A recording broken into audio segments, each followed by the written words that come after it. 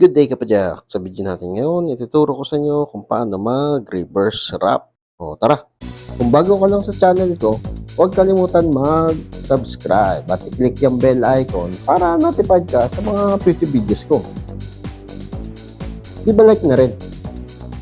Normally dito tayo nagsisimula. Napasok dito yung bar tape, tapos ilalak ng bar end, and then dito tayo magsisimula mag-wrap. Tapos lalagyan ng tape. Ang problema lang sa ganitong setup, yung normal, yung tape minsan kumakalas na or kapag tumagal na, nasisira. Katulad nito, matatanggal na, punit-punit na. So yung reverse wrap, dito tayo magsisimula, baligtad. So mangyayari, wala na tayong makikita ang electrical tape. Mas malinis tignan. Tatanggalin muna natin tong lumang bar tape. So ito yung problema sa bar tape, lalo na yung mga bar tape na mayroong tape. Kapag tumagal na, sa handlebar naman dumidikit. Ayan, or nagkakaroon na siya ng parang residue. Ayan. Although ito, malinis naman, wala namang mga tubig saka yung mga nag-crystallize na pawis. Wala naman, malinis naman. Ako, okay na ako dito kasi itong mga natitirang residue, medyo madikit pa. Pang ano din yan pandagdag din kapit sa bar tape para hindi din siya umikot-ikot. Ipapalit natin bar tape, ano lang, yung mumurahin lang na bar tape. Tatanggalin natin to. Okay. So, dahil masyadong mahaba tong tape, putulin natin sa gitna. Kasi hindi naman natin kailangan ng ganito kahaba.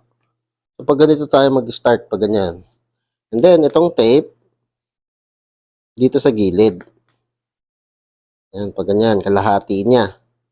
Pag ganito guys para kapag inikot natin to, hindi din makikita yung tape. Itong dulo, tatapat mo yan banda dito sa ilalim. Ayan. Tapos ito yung tape, inikot natin. Ayan. So, dito na tayo mag-start. Okay. And then, tatakpan natin yung tape. Ginagawa ko, kalahati lang nitong double-sided, lalagay ko dito sa gilid. Ayan guys, pag ganyan. Ayan. Pero ito, sariling technique lang. Sa ibang mekaniko may ibang style sila. So, kanya-kanya lang.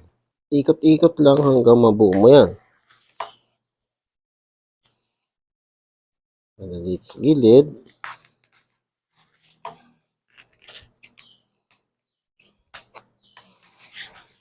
Pagdating dito, lagay natin dito sa ilalim. Ganyan. Tapos, ikot dito sa kabila. Then, ganoon. Dito sa bend na to, medyo iba-iba din yung style niyan Depende dito sa brifter. Kasi merong ibang brifter na iba yung design na kailangan mo talagang mag-figure 8 para makover to. Pero to kasi sa Sora, kapag linagay na natin yung hood, itong part na to, mako-cover na. Tsaka nakatago yung clamp niya. Okay. So, yung sobra nito, magagamit pa naman natin yan. Mamaya papakita ko sa inyo. So, ikakat natin siya. Medyo hahabaan natin yung cut. Ayan. So, wrap mo lang. Pasok mo siya dyan. Ayan. So, make sure halos lahat ng nasa dulo, nasa loob para mas malinis tignan. So, pasok mo lang to dyan. And, pwede tayong kumuha ng rubber mallet at pukpukin. Ayos. So, dito sa part na to, meron siyang parang exposed na kanto.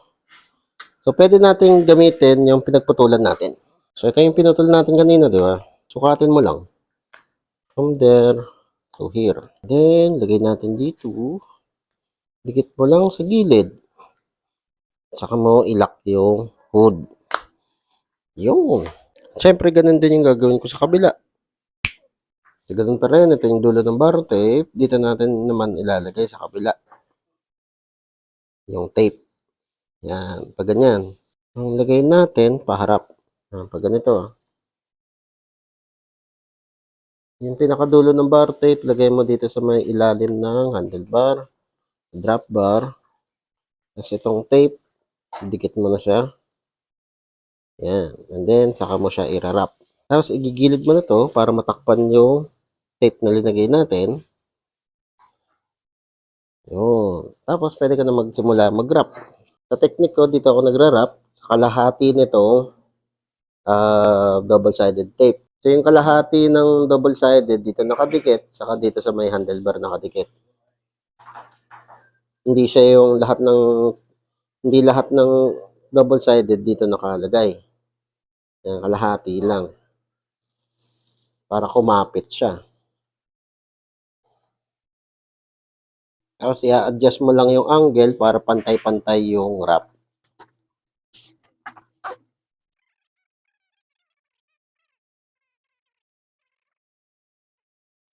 Ito, medyo ano lang to guys, parang newbie style. Hindi pa to yung professional. Sa professional kasi may figure 8. Kahit ako nalilito pa rin doon. Inutil! So, newbie style lang tayo. Pang newbie lang. Dito. Tapos, kuha dito. And then, ikot na dito. Kabila. Yan. Medyo baba natin ng konti. Yun. Alright. Tapos, tuloy-tuloy mo na.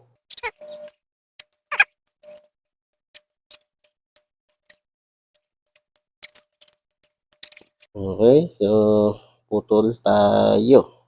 Then, ikot pa natin ng konti, sabay ipasok lahat yan sa loob.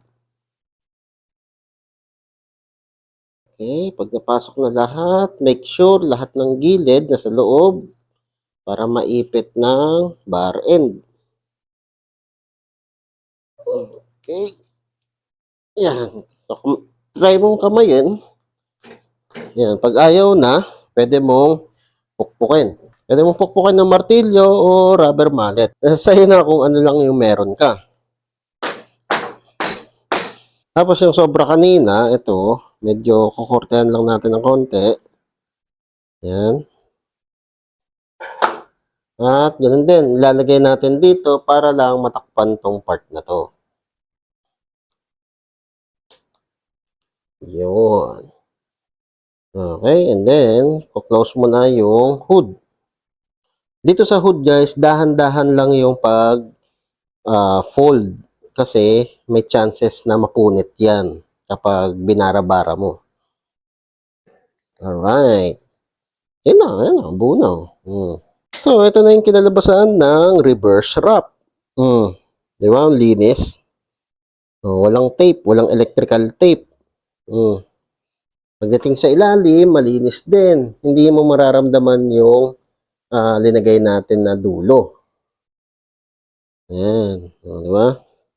Tapos dito sa bend, ganun din. Malinis naman. So, wala nang naka-expose na bakal o yung parte ng mechanism ng drifter. Ang masasuggest ko din pala sa inyo, instead na gumamit kayo ng ganitong bar end, kunin nyo yung dialin. Yung sinusuksok, tapos iaalin nyo para humigpit. Mas maganda yon kasi mas nakokontrol mo, saka mas madali siyang ipasok. Pag ganito kasi, may chances na lumuwag at matanggal habang nagra-ride ka. Yung dialin, hindi na yun matatanggal. Meron naman mga nabibili nun sa Shopee.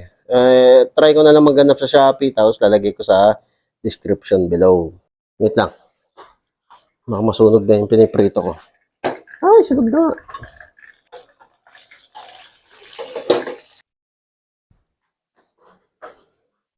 So, yun guys ang reverse wrap. So, kung nakatulong itong video na to, leave a like. O kung may katanungan ka pa, kung may gusto kang idagdag, comment down below lang. Okay. So, yun lang. Ayos. Whee! O kapadyak, kung na-enjoy mo itong mga video ko, leave a like at i-share mo na rin sa mga tropa pips mo. Makakatulong ito sa channel. Kung gusto mo pa manood ng ibang video, ito, meron pa tayo. Hindi tayo nauubusan. Ayan, katulad nito, saka ito.